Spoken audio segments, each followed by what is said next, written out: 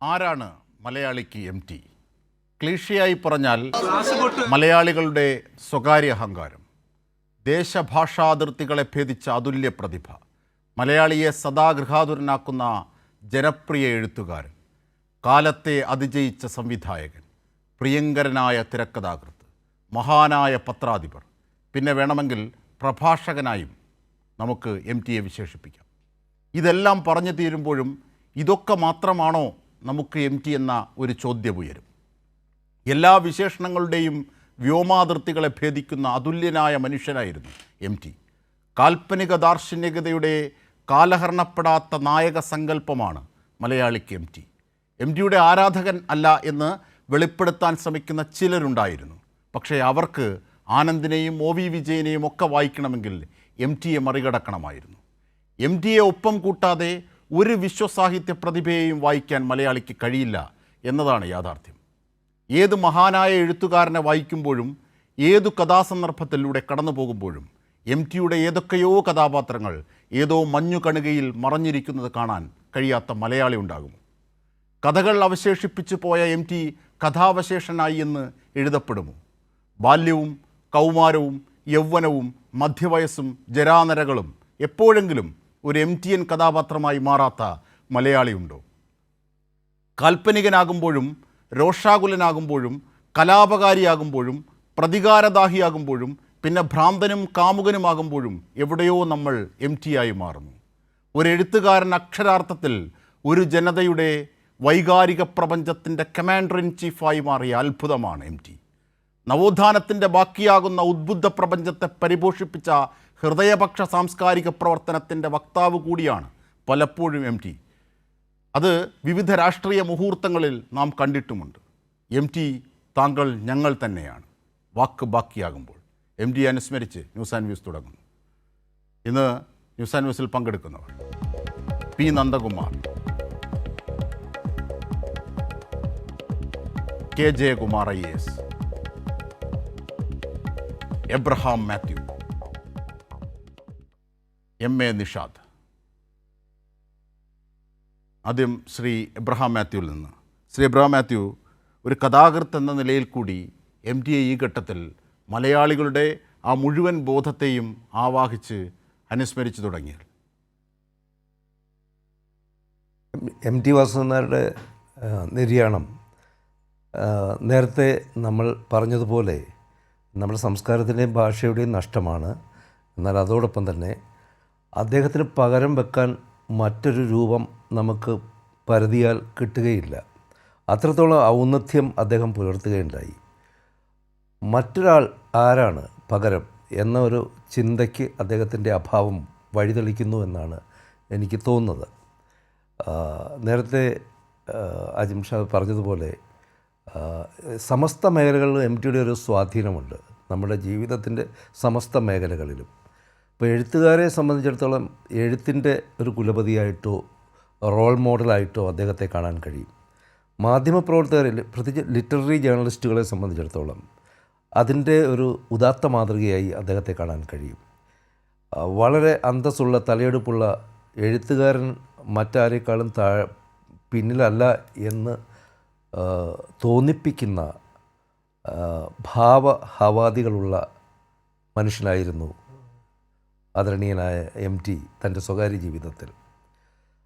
സിനിമയിൽ ഒരു വലിയ സൂപ്പർ താരത്തേക്കാൾ താരമൂല്യമുള്ള വ്യക്തിയായിരുന്നു. അങ്ങനെ സമസ്ത മേഖലകളിലും അദ്ദേഹത്തിൻ്റെ സ്വാധീനം, അതിപ്പോൾ ഞാൻ വിശദീകരിക്കാതെ തന്നെ സാധാരണക്കാർക്ക് അറിയാവുന്ന കാര്യമാണ്. അതിന് ഒരു പകരക്കാരനില്ല എന്നുള്ളതാണ് നമ്മുടെ നാടിൻ്റെ ഏറ്റവും വലിയ വിഷമകരമായ ഒരു അവസ്ഥ. ഇത്രയും ന്യൂസ് വാല്യൂ ഉള്ള ഒരു എഴുത്തുകാരൻ എൻ്റെ പരിമിതമായ അറിവിൽ ഉണ്ടായിട്ടില്ല. MT പറയുന്നതും പറയാതിരിക്കുന്നതും ഒരേ സമയം വാർത്തയാണ്. MTയുടെ മൗനം ഭേദിക്കലും ഒരേ സമയം വാർത്തയാകുന്ന സാഹചര്യങ്ങൾക്ക് നമ്മൾ സാക്ഷ്യം വഹിച്ചിട്ടുണ്ട്. MT എന്തെങ്കിലും തരത്തിൽ ഒരു തലകുനിക്കാൻ ഭാവിച്ചതായി പറഞ്ഞു കേട്ടിട്ടില്ല, അങ്ങനെ ഉണ്ടായിട്ടുമില്ല.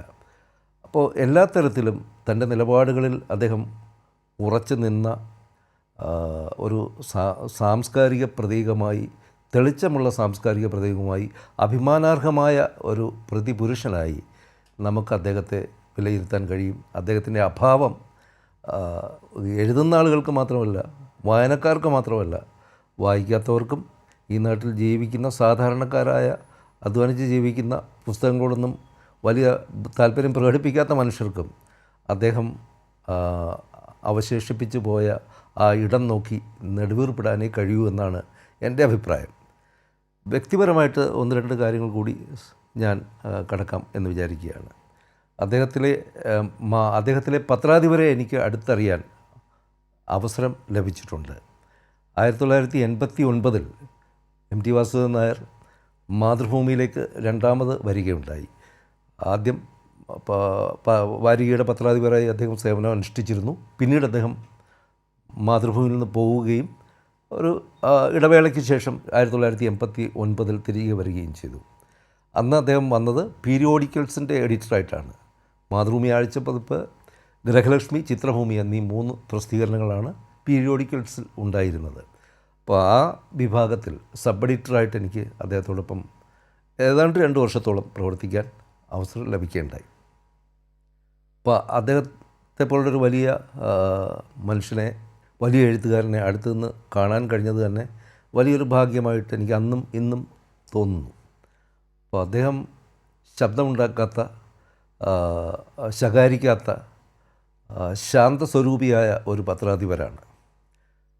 തുടക്കക്കാരനായ എന്നെപ്പോലെയുള്ള ആളുകൾക്ക് ആശങ്കകൾ ഉണ്ടാകുക സ്വാഭാവികമാണ്. പ്രത്യേകിച്ചും അദ്ദേഹം തരുന്ന അസൈൻമെൻറ്റുകൾ പൂർത്തിയാക്കിക്കൊണ്ട് കൊടുക്കുമ്പോൾ എം ഡി അല്ലേ അദ്ദേഹത്തിൻ്റെ കാഴ്ചപ്പാടിന് അനുയോജ്യമായ രീതിയിൽ തന്നെയാണോ എഴുതിയിട്ടുള്ളത് എന്നൊക്കെയുള്ള ഒരു ഉത്കണ്ഠ ഉണ്ടാകുക സ്വാഭാവികമാണ്. പക്ഷേ ആ ഉത്കണ്ഠകളെ പാടെ നിരാകരിക്കുന്ന വിധമായിരുന്നു എം ടിയുടെ ഇടപെടലുകൾ. നമ്മൾ കൊടുക്കുന്ന റിപ്പോർട്ടുകളുടെ ഒരു വശത്ത് അടുത്ത ദിവസം നമ്മുടെ തെറ്റുകൾ ചൂണ്ടിക്കാണിക്കുകയും മാർജിനിൽ ചെറിയ കുറിപ്പുകൾ രേഖപ്പെടുത്തുകയും ചെയ്യുന്ന രീതിയാണ് അദ്ദേഹം അവലംബിച്ചത്. അതൊരു എഡിറ്റോറിയൽ മീറ്റിങ്ങിലോ മറ്റോ വിളിച്ചിരുത്തി പരസ്യമായി പറയുന്ന പ്രവണതയുള്ള ആളുകളുണ്ട് നമുക്കിടയിൽ. പക്ഷേ അദ്ദേഹം അങ്ങനെയല്ല. അതൊരു സ്വകാര്യതയായി നിലനിർത്തുകയും ആ തെറ്റ് നമ്മളെ ബോധ്യപ്പെടുത്തുകയും സ്വയം തിരുത്താൻ പ്രേരിപ്പിക്കുകയും ചെയ്യുന്ന രീതിയാണ് എഡിറ്റർ എന്നുള്ള നിലയ്ക്ക് അദ്ദേഹം കൈക്കൊണ്ടത് എന്നാണ് എൻ്റെ ആ ചെറിയ അനുഭവത്തിൽ. 2 വർഷം എന്ന് പറഞ്ഞാൽ നീണ്ട കാലയളവല്ല. എന്നേക്കാൾ അനുഭവ പാരമ്പര്യമുള്ള മാധ്യമപ്രവർത്തകർ ഇന്നും നമുക്ക് ചുറ്റുമുണ്ട്, അദ്ദേഹത്തോടൊപ്പം പ്രവർത്തിച്ചവരുണ്ട്. പക്ഷേ എൻ്റെ ഒരു കാഴ്ചപ്പാടിൽ ഇത്രയും ശാന്തനായ, അക്ഷോഭ്യനായ ഒരു പത്രാധിപരെ പിന്നീട് ഞാൻ കണ്ടിട്ടില്ല, പ്രത്യേകിച്ചും പ്രിൻ്റ് മീഡിയയിൽ. ഇതാണ് എനിക്ക് ആമുഖമായി പറയാനുള്ളത്. തീർച്ചയായും എം എ നിഷാദിലേക്ക് വന്നാൽ, എം എ നിഷാദ്, അതായത് ആരണ്യകത്തിലൊരു അദ്ദേഹത്തിൻ്റെ കഥാപാത്രം പറയുന്ന വാക്കുകളുണ്ട്. ഒരു കുട്ടി ചോദിക്കുകയാണ് ആ കഥാപാത്രത്തോട്, ഈ എല്ലാ സൗകര്യവും ഉണ്ടെങ്കിൽ പിന്നെ എന്തിനാണ് ഇത്തരത്തിൽ ഒരു തീവ്രമായ രാഷ്ട്രീയ പ്രവർത്തനം അല്ലെങ്കിൽ ഒരു പൊതുപ്രവർത്തനത്തിൻ്റെ തീവ്രമായ വശത്തുകൂടി താങ്കൾ നീങ്ങുന്നതെന്ന് ചോദിക്കുമ്പോൾ ഇങ്ങനെ ചക്രവാളത്തിലേക്ക് നോക്കിയിട്ട് ആ കഥാപാത്രം പറയുകയാണ്, എനിക്ക് മാത്രം പോരല്ലോ ഇതൊക്കെ എന്നത്. അപ്പോൾ ആ ഒരൊറ്റ വാക്കിൽ നാം 1000 വാക്കുകളിൽ നിറയ്ക്കുന്ന ആശയത്തിൻ്റെ മുഴുവൻ പൂർത്തീകരണവും അതിലുണ്ട്. എം ടി അങ്ങനെയായിരുന്നു. യഥാർത്ഥത്തിൽ എം ടിയെപ്പോലുള്ള കഥാകൃത്തുകൾ അല്ലെങ്കിൽ സിനിമയിലുള്ള ഇടപെടലുകൾ കുറയുന്ന ഘട്ടത്തിൽ അതിൻ്റെ കുറവുകളൊക്കെ സിനിമയിലും പ്രതിഫലിച്ചിട്ടുണ്ട്. അപ്പോൾ എം ടിയെപ്പോലെ ഒരു കഥാകൃത്ത് അല്ലെങ്കിൽ ഒരു ചലച്ചിത്രകാരൻ എന്നത് നമ്മെ വിട്ട് പിരിയുമ്പോൾ എങ്ങനെയാണ് ഒരു ചലച്ചിത്രകാരൻ എന്ന നിലയിൽ താങ്കൾ അതിനെ നോക്കിക്കാണുന്നത്? തീർച്ചയായിട്ടും അദ്ദേഹത്തിൻ്റെ വിയോഗം ഒരു തീരാ നഷ്ടം തന്നെയാണ്. സാധാരണ ഫോർമാലിറ്റീസിന് വേണ്ടി ഉപയോഗിക്കുന്ന വാക്കുകളല്ലെങ്കിൽ പോലും തീർച്ചയായിട്ടും അത് അർത്ഥം ഉൾക്കൊണ്ട് തന്നെ പറയട്ടെ. ജീവിത യാഥാർത്ഥ്യങ്ങളുടെ നേർക്കാഴ്ചകളുമായിട്ടായിരുന്നു അദ്ദേഹത്തിൻ്റെ കഥകളും തിരക്കഥകളും സിനിമകളും എല്ലാം ജനങ്ങളുടെ മുമ്പിലെത്തിയിരുന്നു. ഭൂതകാലത്തിനും വർത്തമാനകാലത്തിനും ഇടയിലുള്ളൊരു പാലമായിരുന്നു എം ഡി എന്ന ചരിത്രകാരൻ. താങ്കൾ സൂചിപ്പിച്ച പോലെ ആരണ്യകത്തിലെ ആ ഒരു കഥാപാത്രം പറയുന്ന ഒരൊറ്റ വാക്ക്, എനിക്ക് മാത്രം പോരല്ലോ, അതുതന്നെയായിരുന്നു എം ടിയെ വ്യത്യസ്തനാക്കിയിരിക്കുന്നത്. എം ഡി ഒരു ആശ്രയമായിരുന്നു, എം ഡി ഒരു ആവേശമായിരുന്നു. ഈ കേരളക്കരയിൽ ഏതെങ്കിലും അരുതാത്തതും സമൂഹത്തെ ജീർണിക്കുന്ന എന്തെങ്കിലും വിഷയങ്ങളുണ്ടായാൽ എം ഡി ഉണ്ടല്ലോ എന്നൊരാശ്വാസമായിരുന്നു എല്ലാ മതേതര ജനാധിപത്യ വിശ്വാസികൾക്കും ഉണ്ടായിരുന്നു. തൻ്റെ നിലപാടുകളിൽ ഉറച്ചു നിന്നുകൊണ്ട് കാര്യങ്ങൾ പറയാൻ നേരത്തെ എബ്രഹാം മാത്യുവൊക്കെ സൂചിപ്പിച്ച പോലെ അദ്ദേഹം പറയുന്നതും പറയാതിരിക്കുന്നതും വാർത്തയായിരുന്നു. കാര്യം എം ഡിക്ക് സമം എം ഡി മാത്രമാണ്. അക്ഷരലോകത്തെ ഒരു സൂപ്പർ സ്റ്റാറായിരുന്നു അദ്ദേഹം. ഏത് തരത്തിലാണ് അദ്ദേഹം മഹാനായത്? എല്ലാ അർത്ഥത്തിലും തന്നെ ഒരു കഥാകൃത്ത് എന്ന നിലയിൽ, ഒരു തിരക്കഥാകൃത്ത് എന്ന നിലയിൽ, ഒരു സംവിധായകൻ എന്ന നിലയിൽ, പത്രാധിപർ എന്ന നിലയിൽ, യാത്രാ വിവരണങ്ങൾ എഴുതുന്ന ഒരു വ്യക്തി എന്ന നിലയിലൊക്കെ എല്ലാ രംഗത്തും അദ്ദേഹത്തിൻ്റേതായ ഒരു സാന്നിധ്യം അല്ലെങ്കിൽ അദ്ദേഹത്തിൻ്റെ ഒരു കഴിവ് പ്രകടിപ്പിക്കുമ്പോൾ, ഇതിലേതെങ്കിലും ഒന്നിൽ മാത്രം കഴിവ് പ്രകടിപ്പിച്ചവരെ മഹാന്മാരായി കാണുന്ന ഈ നാട്ടിൽ അദ്ദേഹം അതിൽ നിന്നെല്ലാം മാറി നിൽക്കുന്ന പെർപ്പച്വൽ മോണമെൻറ്റ്, ഒരിക്കലും നശീകരിക്കാത്തൊരു സ്ഥാപനം തന്നെയാണ് എൻ ടി വാസുദേവൻ നായർ എന്ന കാര്യത്തിൽ യാതൊരു സംശയമില്ല. അതുപോലെ തന്നെ മലയാളത്തിൻ്റെ സാഹിത്യ കൃതികൾക്ക് പ്രത്യേകിച്ച് പുതിയൊരു ഘടന കൊണ്ടുവന്നതിന് അതിന് വ്യത്യസ്തമായ രീതിയിൽ ജനങ്ങളുടെ മുന്നിൽ അവതരിപ്പിക്കാൻ അദ്ദേഹത്തിന് കഴിഞ്ഞു എന്നുള്ളതാണ് സത്യം. അദ്ദേഹത്തിന് വിമർശകരുണ്ടാവാം, ഏത് വ്യക്തിക്കാണ് വിമർശകരില്ലാത്തത്? ഫ്യൂഡൽ സംസ്കാരങ്ങളുടെ എഴുത്തുകാരനാണ് എം ഡി എന്ന് പറയുന്നവരുടെ മുന്നിലേക്ക് എനിക്ക് പറയാനുള്ള ഒറ്റ കാര്യം മാത്രമേ ഉള്ളൂ. അത് ഒരിക്കലും ആ ഫ്യൂഡൽ സംസ്കാരങ്ങളെ മഹത്വവൽക്കരിച്ചിട്ടില്ല. നാലുകെട്ട് എന്ന നോവലിൽ അവസാനം അദ്ദേഹം പറയുന്നുണ്ട്, ഈ നാലുകെട്ട് പൊളിച്ചിട്ട് ഒരു ചെറിയ കൂര വെച്ച് അവിടെ കാറ്റും വെളിച്ചമൊക്കെ കയറട്ടെ അമ്മേ എന്ന് പറയുന്നു. അത് തീർച്ചയായിട്ടും എം ടിയുടെ മനസ്സാണ് പുറത്ത്. അദ്ദേഹത്തിൻ്റെ കഥാപാത്രങ്ങളിലെല്ലാം അല്ലെങ്കിൽ നായകന്മാർക്ക് അദ്ദേഹം ചെയ്തിരിക്കുന്ന മിക്കവാറുള്ള കഥാപാത്രത്തിലൊരു അന്തർമുഖത്വം ഉണ്ടായിരുന്നു. അപ്പോൾ ആ കഥാപാത്രങ്ങളുടെ മനസ്സിലേക്ക് വെച്ചിരിക്കുന്ന കണ്ണാടിയിലുള്ള പ്രതിബിംബമാണ് ജനങ്ങളിലേക്ക് നമുക്ക് വായിക്കാൻ തന്നിരുന്നത്. എം ഡി എന്നും കാലത്തിന് അതീതമായ ഒരു സാഹിത്യകാരനായിരുന്നു, ഒരു കഥാകൃത്തനായിരുന്നു, ഒരു നല്ല മനുഷ്യനായിരുന്നു. സിനിമയുടെ ഇപ്പോൾ എം ഡി എന്ന് പറയുന്ന ഇപ്പോൾ എം ഡിയുടെ കഥ കിട്ടണം എന്ന് ആഗ്രഹിച്ച് നടക്കാത്തവരായിട്ട് സിനിമാ രംഗത്തുള്ള ആരുമില്ല. ഞാൻ പഴയ തലമുറയിലും പുതിയ തലമുറയിലും, അതുകൊണ്ടാണ് ഞാൻ നേരത്തെ സൂചിപ്പിച്ച വർത്തമാനകാലത്തിനും ഭൂതകാലത്തിനും ഇടയിലുള്ളൊരു പാലമായിരുന്നു ചരിത്ര പുരുഷനായ എം ടി വാസുദേവൻ നായർ. അപ്പം സിനിമയിൽ തീർച്ചയായിട്ടും എം ഡി എന്നൊരു പ്രസ്ഥാനത്തിൻ്റെ, എം ഡി എന്നൊരു പ്രതിഭയുടെ, എം ഡി എന്നൊരു മഹാൻ്റെ ഇവിടെ വലുത് തന്നെയാണ് എന്ന കാര്യത്തിൽ യാതൊരു സംശയവുമില്ല. തീർച്ചയായും പി നന്ദകുമാർ കൂടി നമ്മോടൊപ്പം ചേരുകയാണ്. ശ്രീ പി നന്ദകുമാർ, ഒരു പൊതുപ്രവർത്തകൻ എന്ന നിലയിൽ, ഒപ്പം തുഞ്ചൻ പറമ്പിൽ ഒരുമിച്ച് സഹപ്രവർത്തകരായി ജോലി ചെയ്തു എന്ന നിലയിൽ, ജോലിയല്ല എങ്കിൽ പോലും ആ സേവനം നടത്തി എന്ന നിലയിലുമൊക്കെ എം ടിയെ അടുത്തറിയാം. ആ അർത്ഥത്തിൽ എം ടിയെ ഈ ഘട്ടത്തിൽ എങ്ങനെയാണ് താങ്കൾ അനുസ്മരിക്കുന്നത്? എം ടി എല്ലാ അർത്ഥത്തിലും നമ്മളെ സംബന്ധിച്ചിടത്തോളം മറ്റൊരു പകരക്കാരനില്ലാത്തൊരു വ്യക്തിയാണ്. ഇപ്പം നേരത്തെ സൂചിപ്പിച്ച പോലെ സിനിമാ ലോകത്തായാലും സാഹിത്യരംഗത്തായാലും നമ്മൾ പലപ്പോഴും എം ടിയുടെ സംഭാവനയെ സംബന്ധിച്ച് വിലയിരുത്തിയിട്ടുണ്ട്.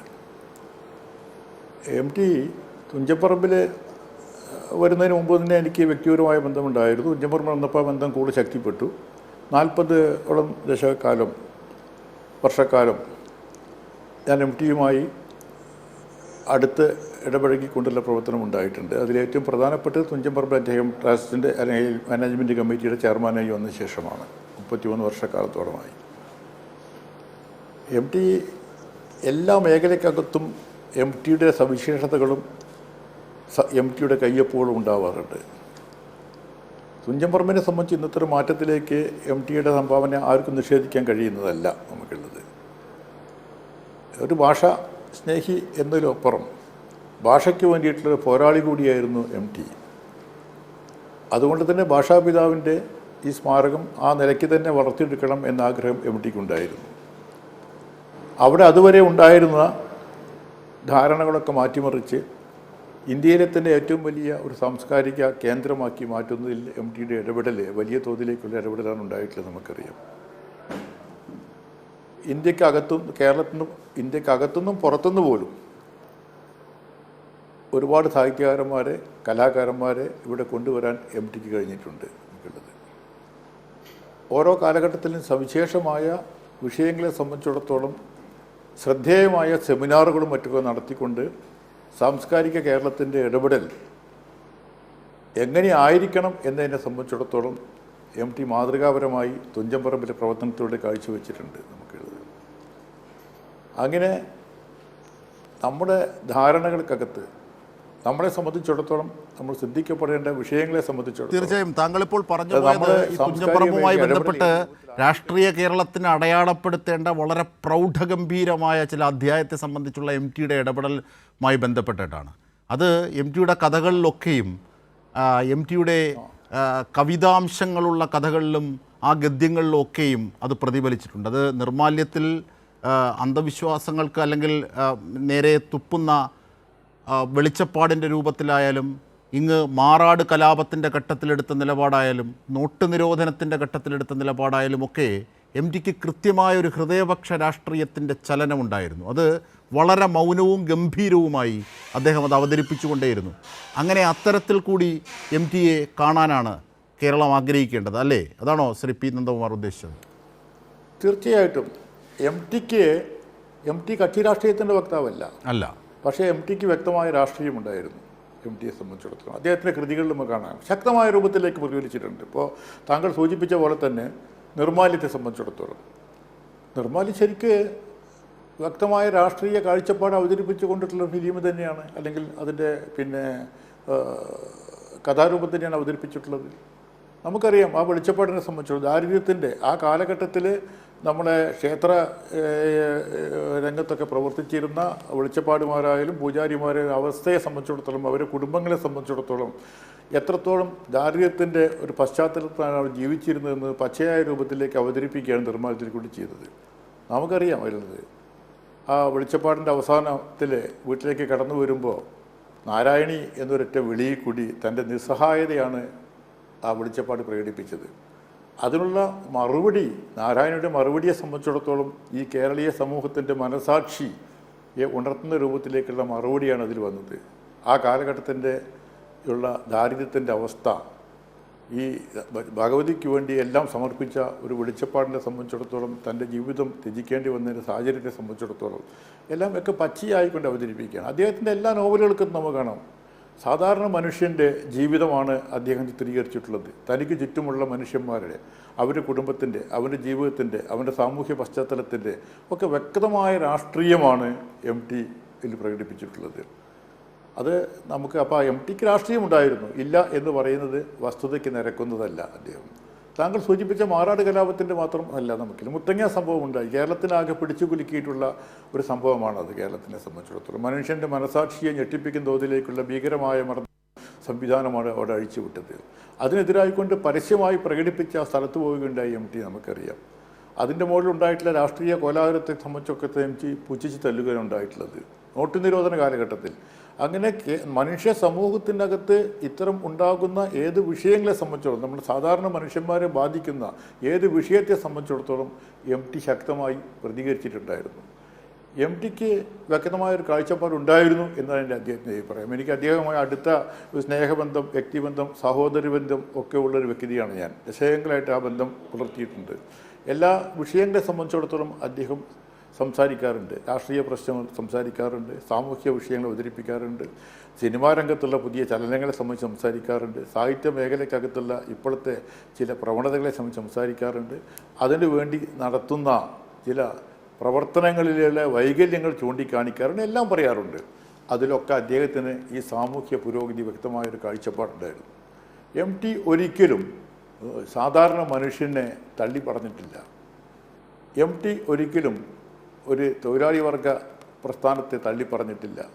അവൻ്റെ അവകാശങ്ങൾക്കെതിരായിട്ട് ഒരു നിമിഷം പോലും MT ചിന്തിച്ചിട്ടില്ല എന്ന് നമുക്ക് കാണാം. MTയുടെ ഒരു കഥകളിലോ ഒരു നോവലുകളിലോ അല്ലെങ്കിൽ മറ്റ് കലാസൃഷ്ടികളിലൊക്കത്തോ MT അത്തരം ഒരു ചിത്രീകരണം നടത്തിയായിട്ട് നമുക്ക് കാണാൻ കഴിയില്ല. അപ്പോൾ MTക്ക് ഒരു പക്ഷമുണ്ടായിരുന്നു എന്ന് തന്നെയാണ് എൻ്റെ വ്യക്തമായ അഭിപ്രായം. തീർച്ചയായും. ശ്രീ അബ്രഹാം മാത്യു, ഇവിടെ ഈ അന്ധവിശ്വാസങ്ങൾക്ക് മേലുള്ള അല്ലെങ്കിൽ ഈ ഇത്തരം വൃത്തികൾ ചെയ്യുന്നവരുടെ ദാരിദ്ര്യം, അത് രൂപപ്പെടുത്തുന്ന അനിശ്ചിതത്വങ്ങൾ, അതൊക്കെ അദ്ദേഹം തനതായ ശൈലിയിൽ അവതരിപ്പിക്കുകയായിരുന്നു. അത് മാത്രമല്ല, MTയെ പലപ്പോഴും പിടികിട്ടാത്ത ചില വശങ്ങളുണ്ട് MTക്ക്. അതായത് ഒരു ഘട്ടത്തിൽ MTയുടെ കഥാപാത്രം ഇങ്ങനെ പറയുന്നു, നോക്കൂ, നീ അടക്കമുള്ള പെൺവർഗം ആരും കാണാത്തത് കാണും, ചിരിച്ചുകൊണ്ട് ചതിക്കും, കൊഞ്ചിക്കൊണ്ട് കരയും എന്നൊക്കെ പറയുന്നു.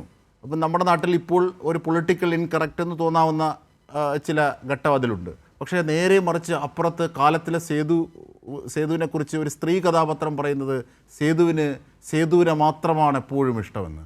അത് പുരുഷ മേധാവിത്വത്തിന് മേൽ അല്ലെങ്കിൽ പുരുഷൻ്റെ സ്വാർത്ഥമായ ആ സാമൂഹ്യ മുഹൂർത്തങ്ങൾക്ക് മേലുള്ള ഒരു സ്ത്രീയുടെ ആഞ്ഞടിയാണ്.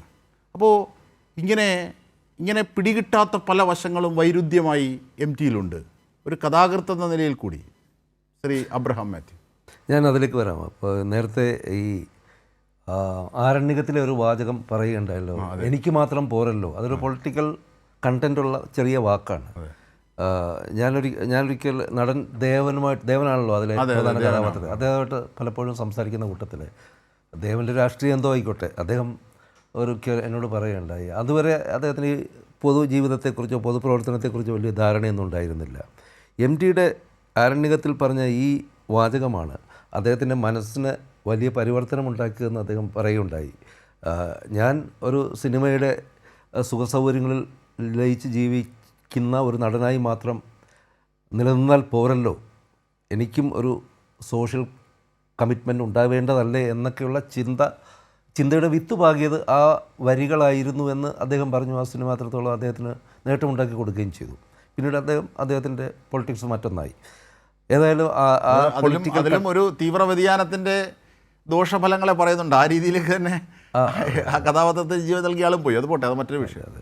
അതുപോലെ തന്നെ ഇപ്പം ഈ അജിംഷാദ് പറഞ്ഞ പോലെ ഈ സ്ത്രീ പുരുഷ ബന്ധങ്ങളെക്കുറിച്ചാണല്ലോ അദ്ദേഹം എഴുതിയിട്ടുള്ളത് വളരെ കൂടുതൽ, അതിൻ്റെ വൈകാരിക തലം. അപ്പോൾ ചില സമയത്ത് ഉണ്ടായ പ്രമേയത്തിൻ്റെ പ്രത്യേകത ആ സ്ത്രീ വിദ്വേഷം സ്ഫുരിക്കുന്ന വാക്കുകൾക്ക് വഴി തുറന്നിരിക്കാം, ചിലപ്പോൾ തിരിച്ചും വരാം. അപ്പോൾ അതിനെ ഒരു പൊളിറ്റിക്കൽ കറക്റ്റ്നെസ്സിലേക്ക് അതിൻ്റെ ഒരു അളവുകോൽ വെച്ച് ഞാൻ നോക്കാറില്ല. മറിച്ച് അത് അതിൻ്റെ ഒരു സൗന്ദര്യശാസ്ത്രപരമായിട്ട്, അല്ലെങ്കിൽ അത് ആസ്വാദ്യകരമായി തീരുന്ന മുറയ്ക്ക്, അല്ലെങ്കിൽ അതിൻ്റെ ക്രാഫ്റ്റിൻ്റെ പ്രത്യേകതയനുസരിച്ച് അത് എത്രത്തോളം നമ്മളിൽ പതിയുന്നു എന്നുള്ളതാണല്ലോ. MTയിലെ പത്രാധിപരെക്കുറിച്ച് ഞാൻ നേരത്തെ പറഞ്ഞല്ലോ. അപ്പോൾ ഒരിക്കൽ ഒരു അസൈൻമെൻറ്റ് തന്നു. ഗൃഹലക്ഷ്മിയിൽ കവർ സ്റ്റോറിയായി മിസ്സസ് കെ മാത്യുവുമായി ഒരു അഭിമുഖം നടത്തി ഒരു ലേഖനം എഴുതാൻ എന്നോട് പറഞ്ഞു, ഒരു ഫീച്ചർ എഴുതാൻ എന്നോട് അദ്ദേഹം ആവശ്യപ്പെട്ടു.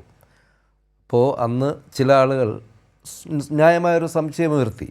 കാരണം ഒരു എതിർപത്രത്തിൻ്റെ പത്രാധിപരുടെ ഭാര്യയുടെ അഭിമുഖം ഈ വാരികയുടെ കവർ ചിത്രമായി വരുന്നതിനകത്തൊരു അസാംഗത്യമില്ലേ എന്നൊക്കെ ചോദിക്കുകയുണ്ടായി. അപ്പോൾ തികഞ്ഞ പ്രൊഫഷണലിസമാണ് MTയെ അതിന് പ്രേരിപ്പിച്ചതെന്ന് എനിക്ക് മനസ്സിലായി. അദ്ദേഹം പറഞ്ഞു, അന്ന് അവർക്ക് മിസ്സസ് കെ മാത്യു ഏതാണ്ട് 300ഓളം പുസ്തകങ്ങൾ എഴുതിയിരുന്നു. ആ പുസ്തകങ്ങളുടെ കണ്ടൻറ്റ് പാചകക്കുറിപ്പുകളാണ്. എന്നാലും ശീർഷകങ്ങൾ വെച്ച് നോക്കുമ്പോൾ മറ്റാരേക്കാളും കൂടുതൽ ടൈറ്റിൽസ് അവർക്കുണ്ട്. അതുകൊണ്ട് ആ ഒരു ആംഗിളിൽ വേണം ഫീച്ചർ തയ്യാറാക്കാനെന്ന് പ്രത്യേകം എന്നോട് പറഞ്ഞു.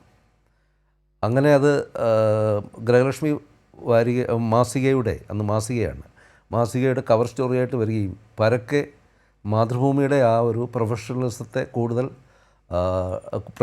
കൂടുതൽ ചർച്ച ചെയ്യപ്പെടുകയും ചെയ്തു. അതിന് കാരണമായത് MTയുടെ ആ തീരുമാനമാണ്. അപ്പം അത് കഴിഞ്ഞിട്ട് ഒരു സിനിമ ഷൂട്ടിംഗ് റിപ്പോർട്ട് ചെയ്യാനായിട്ട് മറ്റൊരു അസൈൻമെൻറ്റ് തന്നു, ചിത്രഭൂമിയുടെ ഭാഗമായിട്ട്. അത് കാർണിവൽ എന്ന് പറയുന്ന സിനിമയായിരുന്നു. ചാലക്കുടിയിലായിരുന്നു എൻ്റെ ഷൂട്ടിംഗ്. പോകാൻ തയ്യാറെടുക്കുമ്പോൾ അദ്ദേഹം എന്നെ വിളിച്ചിട്ട് പറഞ്ഞു, സിനിമയുടെ ഷൂട്ടിംഗ് റിപ്പോർട്ട് ചെയ്യുമ്പോൾ പൊതുവേ കാണുന്നത് കഥകളുടെ സംഗ്രഹം എഴുതുകയും പിന്നെ താരങ്ങളുടെ പേര് ചേർക്കുകയും ചെയ്ത് ആ റിപ്പോർട്ട് കൊടുക്കുകയാണ് പൊതുവേ പതിവ്. അങ്ങനെയല്ല വേണ്ടത്. താരങ്ങൾ ഉണ്ടാകും, പക്ഷേ സാങ്കേതിക വിദഗ്ധരെയും സംവിധായകൻ്റെ കാഴ്ചപ്പാടിനെയുമാണ് നിങ്ങൾ ഫോക്കസ് ചെയ്യേണ്ടത്. മറ്റതൊക്കെ താരങ്ങളുടെ പ്രഭാവലയത്തിൽ റിപ്പോർട്ട് മുങ്ങിപ്പോകരുത് എന്ന് അദ്ദേഹം ഉപദേശിക്കുകയുണ്ടായി. അപ്പോൾ ആദ്യം പോകുന്ന ഒരാളെന്നുള്ള നിലയ്ക്ക്, തുടക്കക്കാരനെന്നുള്ള നിലയ്ക്ക് എനിക്കതൊരു മാർഗദീപമായി തീർന്നു എന്ന് പ്രത്യേകിച്ച് പറയേണ്ടതില്ലല്ലോ. അങ്ങനെ വളരെ സൂക്ഷ്മമായിട്ടുള്ള കാര്യങ്ങൾ അദ്ദേഹം നമുക്കറിയാമെന്ന് തോന്നുമെങ്കിലും അറിയാൻ വയ്യാത്ത ഒരു വശം ഉണ്ടെന്ന് അദ്ദേഹത്തിൻ്റെ വാക്കുകളിൽ നിന്ന് നമുക്ക് ബോധ്യമാകും. മാത്രമല്ല, ഈ സിനിമ സെറ്റൊക്കെ കവർ ചെയ്യാൻ പോകുന്ന അന്ന് പ്രിൻറ്റ് മീഡിയ മാത്രമേ ഉള്ളല്ലോ നിഷാദ്. അങ്ങനെ പോകുമ്പോൾ അവിടെ നിന്നുള്ള ഔദാര്യങ്ങളൊക്കെ സ്വീകരിക്കാതിരിക്കാൻ അദ്ദേഹം ഒരു മുന്നറിയിപ്പെന്നുള്ള നിലയ്ക്ക് ഈ പോകുന്ന ആളുകൾ ഫസ്റ്റ് ക്ലാസ് ട്രെയിൻ ടിക്കറ്റിൽ തന്നെ പോകുക, ഓഫീസിൽ നിന്ന് തന്നെ അവിടെ റൂമൊക്കെ നേരത്തെ മുൻകൂട്ടി ബുക്ക് ചെയ്യുക എന്നൊക്കെയുള്ള കാര്യത്തിൽ അദ്ദേഹം കടുത്ത നിർദ്ദേശങ്ങൾ കൊടുത്തിരുന്നു ഈ പോകുന്ന ആളുകൾക്ക് വേണ്ടിയിട്ട്. അപ്പോൾ അതിൽ നിന്ന് ഞാൻ മനസ്സിലായത് നമ്മുടെ ഒരു സ്ഥാപനത്തെ പ്രതിനിധീകരിച്ച് ചെല്ലുമ്പോൾ അതിൻ്റേതായ ഒരു ഗൗരവത്വവും അച്ചടക്കവും ഒക്കെ ഉണ്ടാകണമെന്ന് ആ പത്രാധിപർ മനസ്സിൽ മുൻകൂട്ടി കാണുന്നുണ്ട്. അതുകൊണ്ടാണ്. അല്ലെങ്കിൽ ഇത്രയും ചെറിയ കാര്യങ്ങളിലൊക്കെ അദ്ദേഹം ശ്രദ്ധ വെക്കേണ്ട ആവശ്യമില്ലല്ലോ. പ്രത്യേകിച്ച് ഒരു സബ് എഡിറ്റർ ലെവലിലുള്ള ഒരാൾ പോകുന്നതിനെക്കുറിച്ച് ഒരു പീരിയോഡിക്കൽസ് എഡിറ്റർ എന്തിനാണ് അത്രയും കൺസേൺ ആവുന്നത്? അപ്പോൾ ആ മെസ്സേജ് ഇതാണെന്ന് എനിക്ക് തോന്നിയിട്ടുണ്ട്. പിന്നീട് പൊളിറ്റിക്സിനെ കുറിച്ച് പറഞ്ഞു. അദ്ദേഹത്തിന് അങ്ങനെ പ്രത്യക്ഷ രാഷ്ട്രീയം അദ്ദേഹം പ്രകടിപ്പിച്ച്, നേരത്തെ പറഞ്ഞ നോട്ട് നിരോധന സമയത്തൊക്കെ അദ്ദേഹം കൃത്യമായ പ്രതികരണങ്ങൾ നടത്തിയിരുന്നു. പക്ഷേ എഴുത്തിലൂടെ അദ്ദേഹം ഒരിക്കലൊരു ഭാരതപ്പുഴ ഉൾപ്പെടെയുള്ള അവിടുത്തെ മണൽ വാരലിനെ കുറിച്ചൊക്കെ അദ്ദേഹം എഴുതിയിരുന്നു. ഈ കുളവും പുഴയും മാത്രമല്ലല്ലോ വരണ്ടത്, എന്നോ ഞങ്ങളുടെ ഹൃദയങ്ങളും വരണ്ടു പോയല്ലോ മുത്തശ്ശി എന്ന് മുത്തശ്ശിമാരുടെ രാത്രി എന്ന ശീർഷകത്തിൽ പുറത്തിറങ്ങിയ പുസ്തകത്തിൽ അദ്ദേഹം എഴുതുകയുണ്ടായി. അപ്പോൾ ആ പഞ്ചോട് കൂടിയ ആ വാക്ക് ആ വാചകത്തിൽ എത്തിച്ചേരുമ്പോൾ മനസ്സ് മരവിച്ചു പോയ നമ്മുടെ നാട്ടിൽ ഇമാതിരിയുള്ള കാര്യങ്ങൾ ആവർത്തിക്കപ്പെടും എന്ന ആത്മവിമർശനം കൂടി ഉൾക്കൊള്ളുന്നു എന്നാണ് എനിക്ക് തോന്നുന്നത്. പിന്നീട് MT ഇല്ലാതാകുമ്പോൾ അദ്ദേഹം തന്നെയാണോ എഴുതിയതെന്ന് എനിക്ക് ഓർമ്മയില്ല, വായിച്ച ഒരു വാചകം ഓർമ്മ വരികയാണ്. എല്ലാവരും മരിക്കും, ചില മരണങ്ങൾ അതിൻ്റെ പ്രാധാന്യത്തിൽ വ്യത്യസ്തമായിരിക്കും. എനിക്ക് തോന്നുന്നു MT തന്നെ എഴുതിയതാണോ എന്ന് എനിക്ക് സംശയമുണ്ട്. ഞാൻ ഒരിക്കലത് എൻ്റെ മനസ്സിൽ കടന്നു വന്ന ഒരു വാചകമാണ്. ചില മരണങ്ങൾ അതിൻ്റെ പ്രാധാന്യത്തിൽ എന്നും ചർച്ച ചെയ്യപ്പെടുക തന്നെ ചെയ്യും. തീർച്ചയായും അത് ശരിയാണ്. അത് ഇപ്പോൾ അത് എല്ലാ അർത്ഥത്തിലും അറിയാൻ പറ്റുന്നു. ശ്രീ MA നിഷാദ്, അതായത് ഇപ്പോൾ രണ്ടാം ഊഴത്തിലെ ഭീമനെ അവതരിപ്പിക്കുമ്പോഴായാലും വടക്കം വീരഗാഥയിലെ ചന്തുവിനെ അവതരിപ്പിക്കുമ്പോഴായാലും ഒരു കഥാപാത്രത്തെ പൂർണ്ണമായും ഒരു വില്ലനാക്കുകയോ അല്ലെങ്കിൽ ഒരു കഥാപാത്രത്തിന് പൂർണ്ണമായും നായകത്വം നൽകുകയോ അദ്ദേഹം ചെയ്തിരുന്നില്ല. ശരിയാണ്, എല്ലാവരും സ്ത്രീകളെ വാഴ്ത്തുന്ന കവിതകളും പാട്ടും പാടുമ്പോൾ പുരുഷൻ്റെ സൗന്ദര്യത്തെ വാഴ്ത്തുന്ന പാട്ടുകളോട് നിറഞ്ഞതായിരുന്നു അദ്ദേഹത്തിൻ്റെ സിനിമയെന്ന് പറയുന്നത്. അങ്ങനെ എല്ലാ അർത്ഥത്തിലും വേറിട്ട് സഞ്ചരിക്കുമ്പോഴും അദ്ദേഹം ഓരോ കഥാപാത്രത്തോടും നീതി പുലർത്തിയിരുന്നു എന്നുള്ളതാണ് അദ്ദേഹത്തിൻ്റെ. അത് ഒരുപക്ഷെ സമകാലികമായ പല സിനിമകളിലും അല്ലെങ്കിൽ ഒരു മുഖ്യധാരയുടെ ഭാഗമായ സിനിമകളിൽ പലപ്പോഴും അത് ശോഷിച്ചു പോകുന്നത് നാം കണ്ടിട്ടുണ്ട്. അവിടെയാണ് MT ഒരു മാതൃകയായി, ഒരു സൂര്യ തേജസ്സായി സിനിമയിലേക്കും പ്രതിഫലിക്കുന്നത്. MA നിഷാദിന് അങ്ങനെ തോന്നിയിട്ടുണ്ടോ? തീർച്ചയായിട്ടും അദ്ദേഹം കാലത്തിന് അതീതമായി നടന്നൊരു എഴുത്തുകാരൻ മാത്രമല്ല, വിപ്ലവകരമായ മാറ്റങ്ങൾ സിനിമയിൽ കൊണ്ടുവന്ന ഒരു തിരക്കഥാകൃത്തായിരുന്നു, ഒരു സംവിധായകനാണ്. ഭ്രാന്തൻ വേലായുധൻ നമ്മളെ ഇന്നും ഹോണ്ട് ചെയ്യും. ഇരുട്ടിൻ്റെ ആത്മാവിൽ ശ്രീ പ്രേം നസീറിൻ്റെ ഏറ്റവും വ്യത്യസ്തമായ കഥാപാത്രമെന്ന്.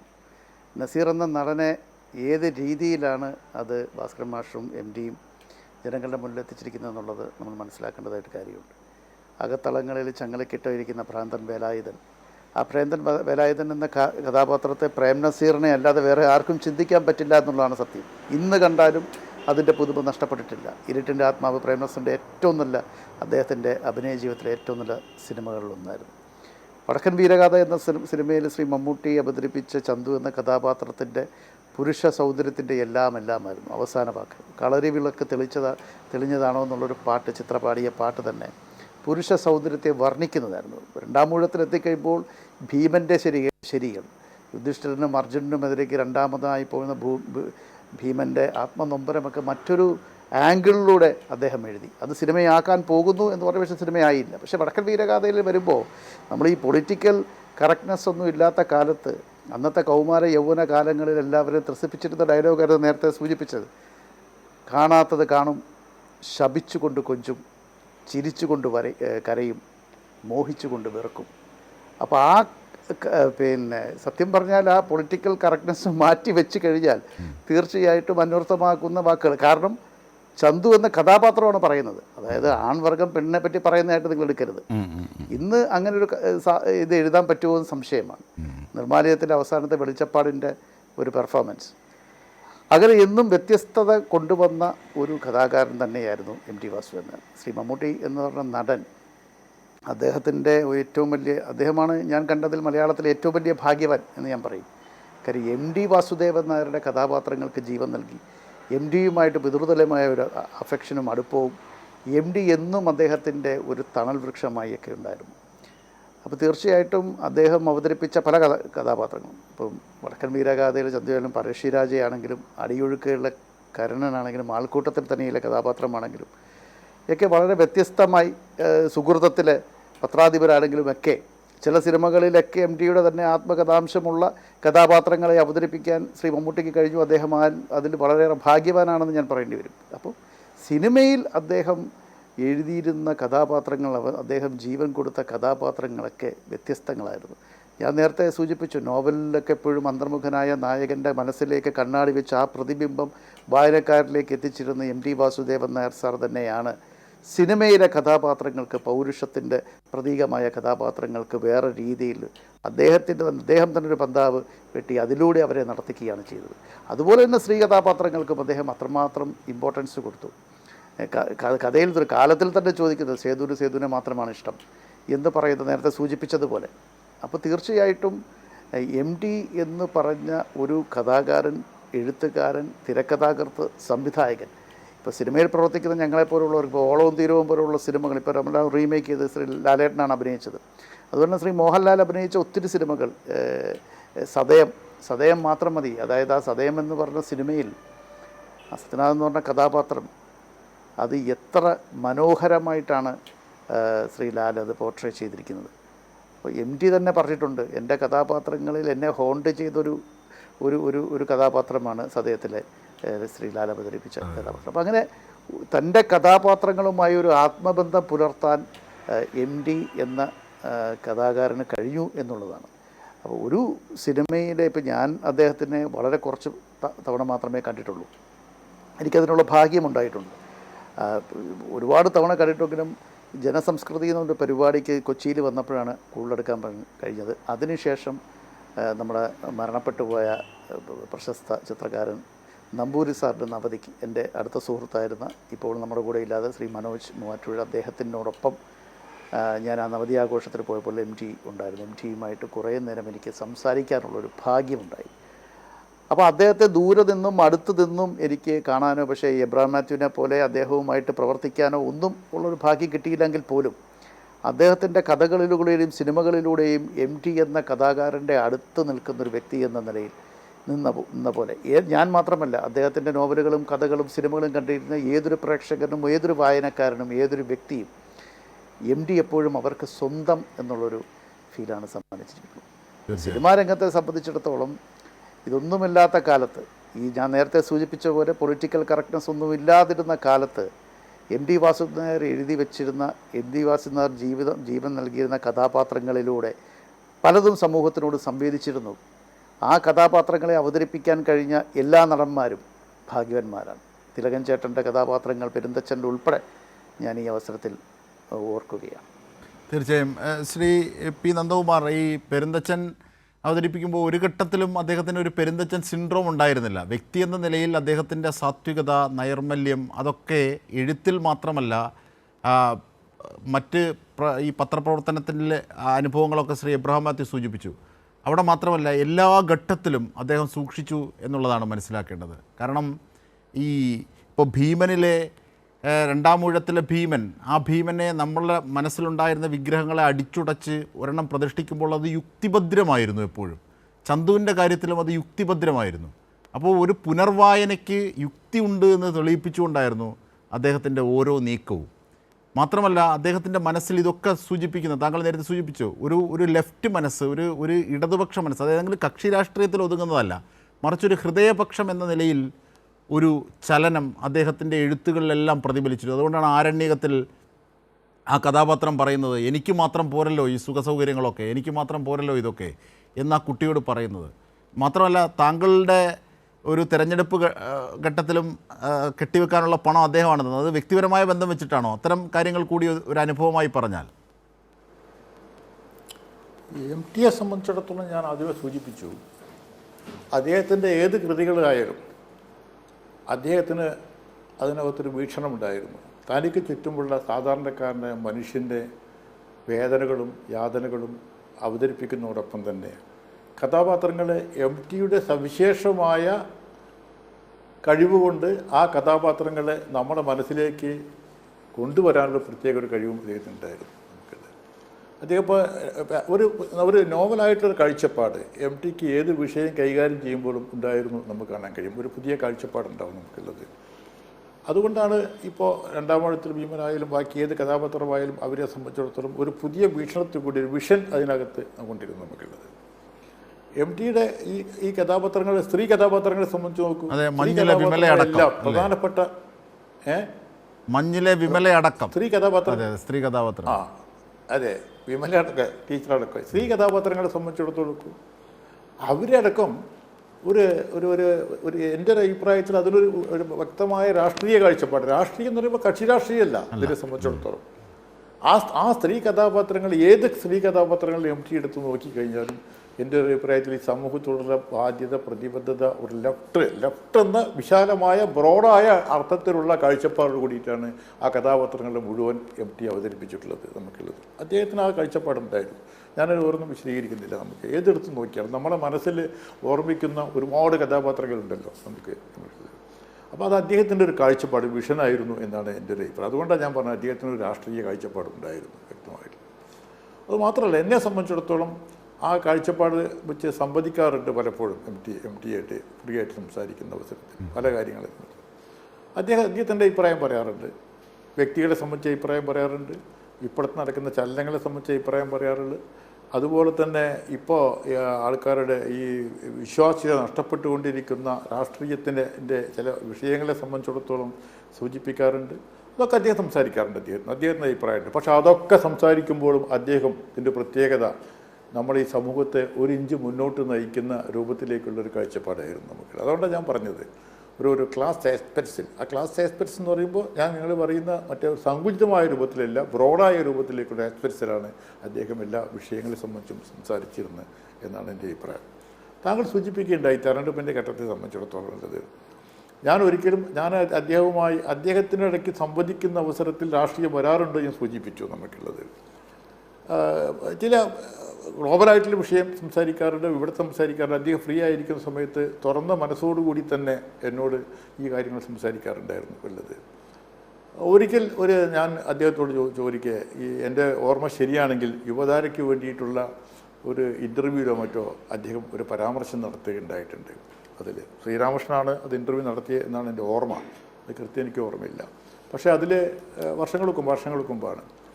അതിൽ അദ്ദേഹത്തിന് പ്രത്യയശാസ്ത്രത്തെ പറ്റി പറയുമ്പോൾ മാർക്സിസം അല്ലാതെ മറ്റെന്തുണ്ട് എന്നൊരു ചോദ്യം ഇതിനെ സംബന്ധിച്ചിടത്തോളം.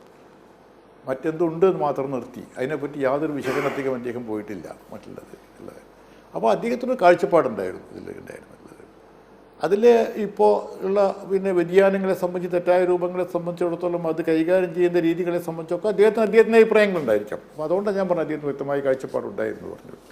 ഞാൻ തെരഞ്ഞെടുപ്പ് മത്സരിക്കുമ്പോൾ മാത്രമല്ല അദ്ദേഹത്തിനെ സംബന്ധിച്ചിടത്തോളം തുഞ്ചൻ പറമ്പിൻ്റെ നല്ല കാര്യം നടക്കുമ്പോഴും അവിടെ ചില ചീത്ത ഇടപെടലുകൾ ഉണ്ടായിട്ടുള്ള കാര്യം നമുക്ക് അറിയുന്നതാണല്ലോ. വലിയ രൂപത്തിലേക്കുള്ള വെല്ലുവിളി നേരിട്ടുകൊണ്ടാണ് MT അതിൻ്റെ ഈ സ്ഥാനം നിർവഹിച്ച് മുന്നോട്ട് പോയിട്ടുള്ളത് നമുക്കുള്ളത്. ആ സമയത്തൊക്കെ എൻ്റെ രാഷ്ട്രീയവുമായി ബന്ധപ്പെട്ടുള്ള ചർച്ച ഇവിടെ സമൂഹത്തിൽ ഉയർത്തിക്കൊണ്ടുവന്ന് ചില ആൾക്കാർ കൊണ്ടുവന്നിരുന്നു. അതിനൊക്കെ പ്രതിരോധിച്ച MTയാണ്. ഞാൻ മറുപടി പറയാനൊന്നും പോയിട്ടില്ല അതിനെ സംബന്ധിച്ചിടത്തോളം. പക്ഷേ MT ശക്തമായി പ്രതിരോധിച്ചിരുന്നു ആ കാലഘട്ടത്തിൽ. നമുക്ക് ആ ഓർമ്മ ഉണ്ടാവും, പഴയ ആ ചരിത്രമൊക്കെ മറന്നിട്ടില്ല. അതൊന്നും ഞാൻ ഈ അവസരത്തിൽ ഉപയോഗിക്കാൻ നിൽക്കുന്നില്ല. തെരഞ്ഞെടുപ്പിൻ്റെ ഘട്ടം വന്നപ്പോൾ, ഞാൻ മത്സരിക്കുന്ന ഘട്ടം വന്നപ്പോൾ, എന്നെ സ്ഥാനാർത്ഥിയെ പ്രഖ്യാപിക്കുന്ന ഉടനെ ഞാൻ ആദ്യമായി ബന്ധപ്പെട്ട വ്യക്തികളിൽ ഒന്നാണ് MT. തിരുവനന്തപുരത്ത് തന്നെ ഞാൻ വിളിച്ചു, ഇങ്ങനെ സ്ഥാനാർത്ഥി മത്സരിക്കണമെന്ന് പറയുന്നുണ്ട്, എന്താണ് വാസുവേട്ടൻ്റെ അഭിപ്രായം? വാസുവേട്ടൻ്റെ അഭിപ്രായം എന്താണെന്ന് ചോദിച്ചു ഞാൻ. അപ്പോൾ എന്നോട് പറഞ്ഞു തീർച്ചയായിട്ടും മത്സരിക്കണം എന്നാണ് പറഞ്ഞത് ഉള്ളത്. മറ്റൊരു ഡയലോഗ് അദ്ദേഹം പറഞ്ഞു, അത് ഞാൻ കിടക്കുന്നില്ല അതിനെ സംബന്ധിച്ചിടത്തോളം അയാൾ. അപ്പോൾ തീർച്ചയായും മത്സരിക്കണം എന്ന് പറഞ്ഞു. ഞാൻ വന്നതിന് ശേഷം MTനെ കണ്ടു. ഇതിനെ സംബന്ധിച്ചിടത്തോളം ഞാനത് സൂചിപ്പിച്ചു, താങ്കൾ ഇവിടെ സൂചിപ്പിച്ചു, കെട്ടാനുള്ള പൈസ തന്നു. കെട്ടിവെക്കാനുള്ള പൈസ മാത്രമല്ല തന്നിട്ടുള്ളത്, അതിനപ്പുറത്തേക്ക് എന്നെ സഹായിക്കുകയുണ്ടായിട്ടുണ്ട് തെരഞ്ഞെടുപ്പിൻ്റെ ഘട്ടങ്ങളിൽ. സാമ്പത്തികമായും സഹായിച്ചിട്ടുണ്ട്. അതിന് പുറമേ MT അന്ന് പരസ്യമായ രൂപത്തിലേക്ക് അദ്ദേഹത്തിൻ്റെ ഒരു ഓഡിയോ പ്രഭാഷണം വലിയ രൂപത്തിലേക്ക് എൻ്റെ മണ്ഡലത്തിൽ വില കിട്ടിയിട്ടുള്ള കാര്യമാണ് അദ്ദേഹം. ഒരു രാഷ്ട്രീയക്കാരനും അദ്ദേഹം ആ രൂപത്തിലേക്ക് വോട്ട് ചോദിച്ച അനുഭവമില്ല. അത് ചിലപ്പോൾ വ്യക്തിബന്ധമായിരിക്കാം, അല്ലെങ്കിൽ സ്നേഹപരമായിട്ടുള്ള എന്നോടുള്ള പ്രതിബദ്ധത അദ്ദേഹം പ്രകടിപ്പിച്ചതായിരിക്കാം, അതല്ലെങ്കിൽ ഞാൻ ജയിക്കണമെന്ന രൂപത്തിലേക്കുള്ള കാഴ്ചപ്പാടായിരിക്കാം. എന്തായാലും വേണ്ടില്ല, അങ്ങനെ ഉണ്ടായിട്ടുണ്ട് സംബന്ധിച്ചിടത്തോളം. അതിനെയും എതിർത്തവരൊക്കെ ഉണ്ട് ഞാൻ പറഞ്ഞു, പക്ഷേ അദ്ദേഹം അതിനൊന്നും പൂച്ചിട്ടില്ല MT. അപ്പം ഞാൻ അത് പറഞ്ഞു, വ്യക്തമായ അഭിപ്രായങ്ങൾ, കാഴ്ചപ്പാടുകൾ അദ്ദേഹത്തിന് പലപ്പോഴും ഉണ്ടായിട്ട് പ്രകടിപ്പിക്കാൻ മടിയില്ല. നിങ്ങൾക്ക് അന്ന് അറിയാം. അപ്പോൾ മുത്തങ്ങ സംഭവം ഉണ്ടായി, എന്തൊക്കെ കോലാഹലം കേരളത്തിൽ MT പറഞ്ഞതിനെ സംബന്ധിച്ചിടത്തോളം ഉണ്ടായിട്ടുണ്ട്. നമുക്ക് മറക്കാൻ പറ്റുമോ? കേരളത്തെ സംബന്ധിച്ചിടത്തോളം MT ഒരു കോസിലുമില്ലാതെ പറഞ്ഞല്ലോ, ഞാനൊരു എഴുത്തുകാരൻ, ഒരു സമൂഹത്തിൽ ജീവിക്കുന്ന ഒരു എഴുത്തുകാരൻ നിലയ്ക്ക് എൻ്റെ പ്രതിബദ്ധതയാണ് ഞാൻ കാണിക്കുന്നത്, അത് ആരെതിർത്താലും ഞാനത് ഉയർത്തി പറയും എന്നിട്ട് MT പറഞ്ഞത് പരസ്യമായിട്ടൊന്നും. അപ്പോൾ അദ്ദേഹത്തിൻ്റെ കാഴ്ചയുണ്ട്. നോട്ട് നിരോധന കാലത്ത് തുഗ്ലക്കിൻ്റെ പരിഷ്കാരം എന്ന പേരിൽ തോമസ് ഐസക്കിൻ്റെ പുസ്തകത്തിൻ്റെ പ്രകാശനം നടന്ന സമയത്ത് അദ്ദേഹം പരസ്യമായി പറഞ്ഞല്ലോ, അതുണ്ടാക്കിയിട്ടുള്ള പ്രത്യാഘാതം. അദ്ദേഹം അതിൻ്റെ നോട്ട് നിരോധനത്തിൻ്റെ ആഘാതം സമൂഹത്തിൽ എങ്ങനെ ബാധിച്ചു എന്ന് അവതരിപ്പിച്ചുകൊണ്ടാണ് ഇതിനെ സംബന്ധിച്ചെടുത്തത്. അവിടെ മരണപ്പെട്ട ആൾക്കാരുടെ ക്യൂ നിൽക്കുമ്പോൾ തടർന്നു വീണ ആൾക്കാരുടെ കഥകളൊക്കെ വിശദീകരിച്ചുകൊണ്ടാണ് MT എവിടെ അന്ന് വിശദീകരിച്ചത് നമുക്കുള്ളത്. അപ്പോൾ അതാണ് ഞാൻ പറഞ്ഞത്, അദ്ദേഹത്തിന് വ്യക്തമായൊരു കാഴ്ചപ്പാടുണ്ടായിരുന്നു. അത് ഈ സമൂഹത്തിൻ്റെ ഒരു ഇഞ്ചെങ്കിലും മുന്നോട്ട് കൊണ്ടുപോകുന്ന രൂപത്തിലേക്കാണ്, ഒരു പുറകോട്ട് അടിപ്പിക്കുന്ന രൂപത്തിലേക്കുള്ള ഒരു ഇടപെടലും MTയുടെ ഭാഗത്ത് നിന്ന് ഉണ്ടായി എന്ന് പറയാൻ കഴിയില്ല നമുക്ക്.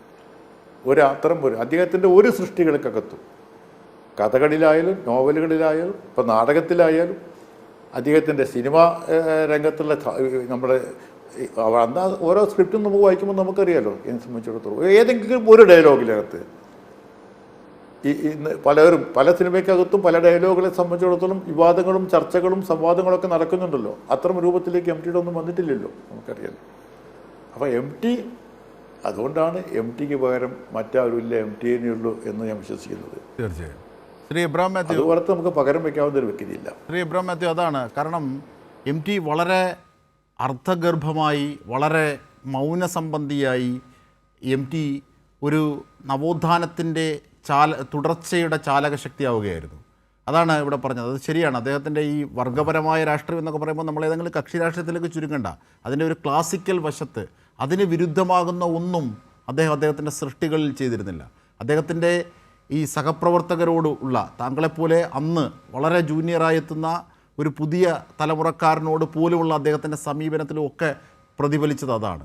മാത്രമല്ല, ഏത് സാമൂഹിക സംബന്ധിയായ വിഷയമോ സാഹിത്യ സംബന്ധിയായ വിഷയമോ ഉണ്ടെങ്കിൽ ആ മുണ്ടിൻ്റെ കോന്തലയും പിടിച്ച് കയ്യിലൊരു ചെറിയ ബീഡിയുമായി നിളയുടെ കരയിലൂടെ നടന്നു വരുന്ന MT അതൊരു വല്ലാത്ത ധൈര്യമായിരുന്നു മലയാളിക്ക്.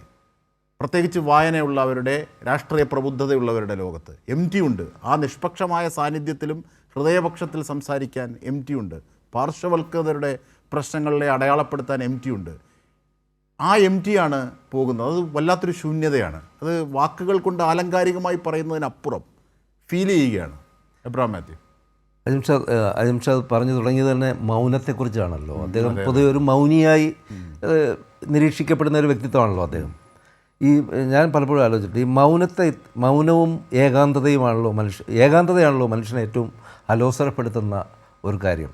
ഈ ഏകാന്തത ഇത്രയും ചാരുതയോടുകൂടി മനോഹാരിതയോടുകൂടി അവതരിപ്പിച്ച അത്യപൂർവ എഴുത്തുകാരിൽ ഒരാൾ അദ്ദേഹമാണ്. ഈ ഏകാന്തതയുടെ വശ്യതയാണ് അദ്ദേഹം ആവിഷ്കരിച്ചത്.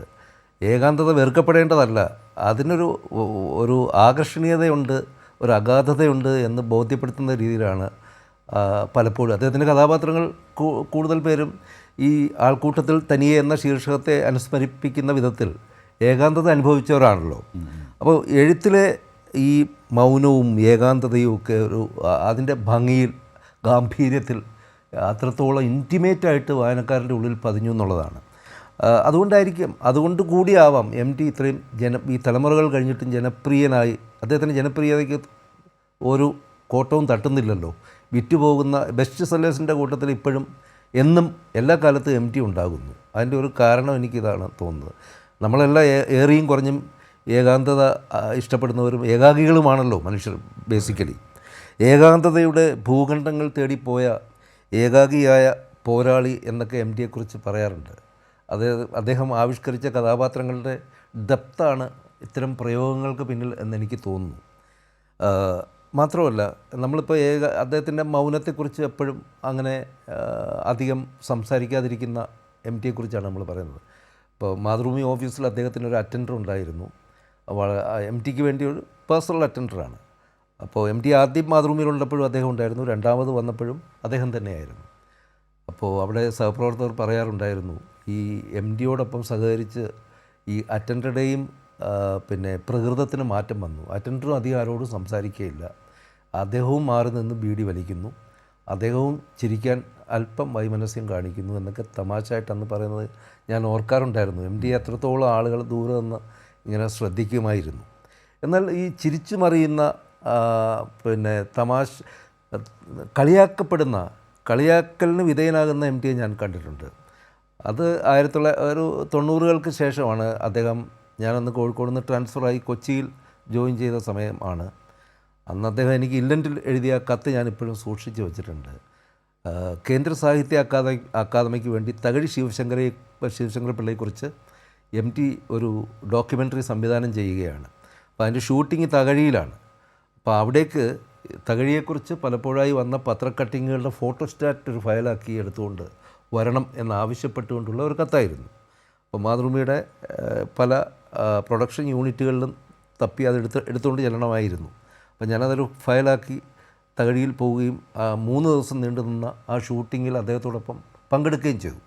എം ടിയുടെ അന്നത്തെ മുഖ്യ സഹായിയായിരുന്നത് KL മോഹനവർമ്മയായിരുന്നു. ആ ഡോക്യുമെൻ്ററി ഇപ്പോഴും കേന്ദ്ര സാഹിത്യ അക്കാദമിയുടെ ശേഖരത്തിലുണ്ടത്. അപ്പോൾ ഈ തകഴി ശിവശങ്കരപ്പിള്ള എം ടിയെ തനിക്ക് ശേഷം വന്ന ഒരു എഴുത്തുകാരൻ എന്നുള്ള നിലയ്ക്കാണ്, യുവ എഴുത്തുകാരൻ എന്നുള്ള നിലയ്ക്കാണ് അപ്പോൾ പ്രായമായ തകഴി കാണുന്നത്. അപ്പോൾ വാസു എന്ന് മാത്രമേ വിളിക്കത്തുള്ളൂ.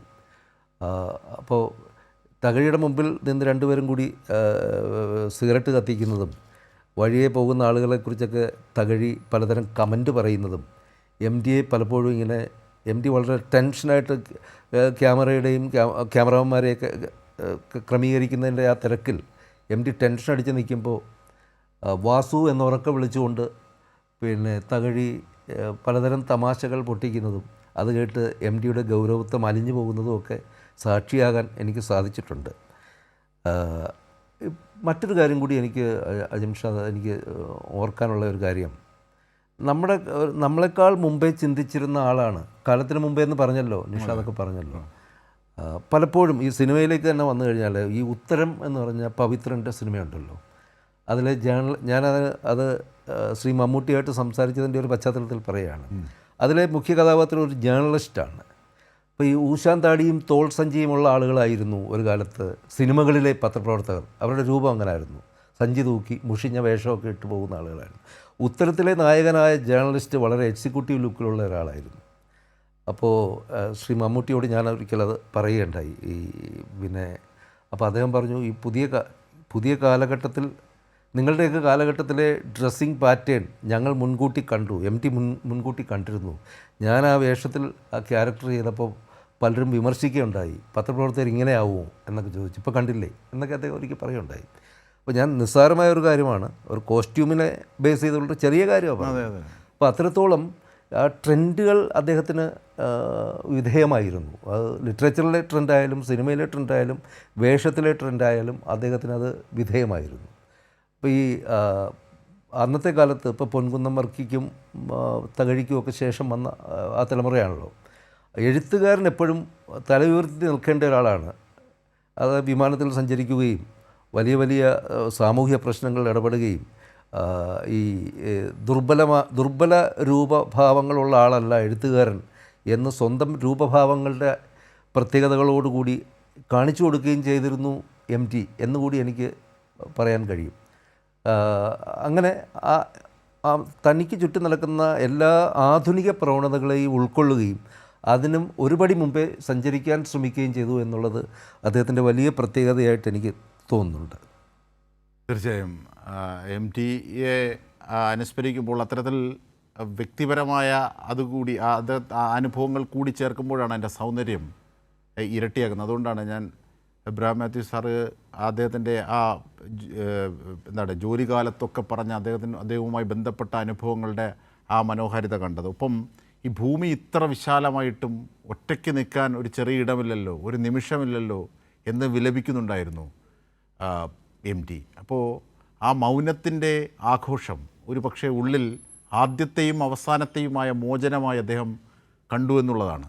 ഒപ്പം അത് പ്രവൃത്തികളെ തളർത്താത്ത ഊർജ്ജമായി വർത്തിക്കുകയും ചെയ്യണം. അങ്ങനെ മൗനത്തിന് പോലും ഒരു പ്രത്യേക വ്യാഖ്യാനം എം പി നൽകി എന്നുള്ളതാണ്. തീർച്ചയായും തിരികെ എത്തുമ്പോൾ ശ്രീ പി നന്ദകുമാർ, നേരത്തെ താങ്കൾ നിരീക്ഷിച്ചതുപോലെ ഒരു ഘട്ടത്തിലും ഒരു അധ്വാനിക്കുന്നവനെയോ അല്ലെങ്കിൽ പാർശ്വവൽകൃതനെയോ അല്ലെങ്കിൽ പോരാടുന്നവനെയോ ഒന്നും എതിർക്കാത്ത ഒരു സമീപനം സാഹിത്യത്തിൽ അദ്ദേഹം സൂക്ഷ്മമായി സൂക്ഷിച്ചുവെന്ന്, അത് താങ്കളുടെ നിരീക്ഷണത്തിലും താങ്കളുടെ അനുഭവത്തിലും എഴുത്തിനെയും ഒക്കെ ഉദ്ധരിച്ചാണ് അത് താങ്കൾ പറഞ്ഞത്. പക്ഷെ പലപ്പോഴും എഴുത്തുകാർക്ക് അത്തരത്തിൽ സാമൂഹിക പ്രതിബദ്ധത ഉൾക്കൊള്ളാറില്ലായിരുന്നു. ഒരു ജനകീയമായ സ്വഭാവവും നിഷ്പക്ഷമായ മുഖവും പാലിക്കുമ്പോൾ തന്നെ ആ നിഷ്പക്ഷതയിൽ സൂക്ഷിക്കേണ്ട സൂക്ഷ്മത എന്നും എം ടി കൊണ്ട് നടന്നിരുന്നു എന്നുള്ളതാണ്.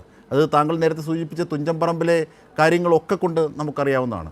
അങ്ങനെ ഏത് ഘട്ടത്തിലും മതേതരത്വത്തിൻ്റെയോ അല്ലെങ്കിൽ ബഹുസ്വരതയ്ക്ക് വിരുദ്ധമായതോ ആയ ഏത് നീക്കത്തെയും അദ്ദേഹം ചെറുത്തിരുന്നു എന്നുള്ളതാണ്. നേരത്തെ എബ്രഹാം മാത്യു സൂചിപ്പിച്ച പോലെ അദ്ദേഹം പത്രാധിപരായിരിക്കുമ്പോഴാണ് ഒ വി വിജയൻ അടക്കമുള്ളവർ അവരുടെ ഒന്നും ഒരു കലാസൃഷ്ടിയെയും എതിർത്തില്ലെന്ന് മാത്രമല്ല അതിനൊക്കെ ഒരു ഇടമുണ്ട് എന്ന് അന്ന് കണ്ടെത്തി അതിനൊക്കെ ഒരു പന്ഥാവ് തെളിയിച്ചത്. അപ്പോൾ എം ടി എല്ലാ അർത്ഥത്തിലും ഒരു ഹൃദയപക്ഷ നിലപാട് സൂക്ഷിച്ചിരുന്ന വ്യക്തിത്വമാണ് എന്ന് നിരീക്ഷിക്കുന്നു. അങ്ങനെയാണ് അദ്ദേഹത്തിൻ്റെ നഷ്ടം കേരളത്തിന് തീവ്രമാകുന്നത്, മലയാളിക്ക് തീവ്രമാകുന്നത്, അല്ലേ ശ്രീ പി നന്ദകുമാർ? തീർച്ചയായിട്ടും. ഞാനതുകൊണ്ട് അവസാനം നേരത്തെ സൂചിപ്പിച്ചത് എം ടിക്ക് പകരം മറ്റാരുമില്ല. നമ്മുടെ സാംസ്കാരിക മണ്ഡലത്തിൽ ഇന്ന് നിൽക്കുന്ന തിളങ്ങി നിൽക്കുന്ന വ്യക്തികൾ പലരും ഉണ്ടല്ലോ. എം ടിയെ പോലത്തെ ഒരു സമീപനം ആരെങ്കിലും എടുത്തിട്ടുണ്ടോ? ചിലപ്പോൾ കക്ഷി രാഷ്ട്രീയത്തിൻ്റെ ന്യായീകരിച്ചുകൊണ്ട് കഥ എഴുതിയവരുണ്ടായിരിക്കാം, അതല്ലെങ്കിൽ അതിനെ സംബന്ധിച്ച് വ്യാഖ്യാനം സംസാരിച്ചുകൊണ്ടിരുന്നായിരിക്കാം. പക്ഷെ ജനമനസ്സിലേക്ക് കടന്നുകൊണ്ട് ജനങ്ങളുടെ ഒപ്പമാണ് ഒരു കലാകാരൻ അതല്ലെങ്കിൽ ഒരു കഥാകൃത്ത് നിൽക്കേണ്ടത് എന്ന് ബോധ്യപ്പെടുത്തുന്ന തോതിലേക്കുള്ള ഇടപെടലുകൾ, അതാണ് പ്രധാനം സംബന്ധിച്ചിടത്തോളം നടത്തിയിട്ട് എം ടിയെ പോലെ ആരുണ്ട് നമുക്കുള്ളത്.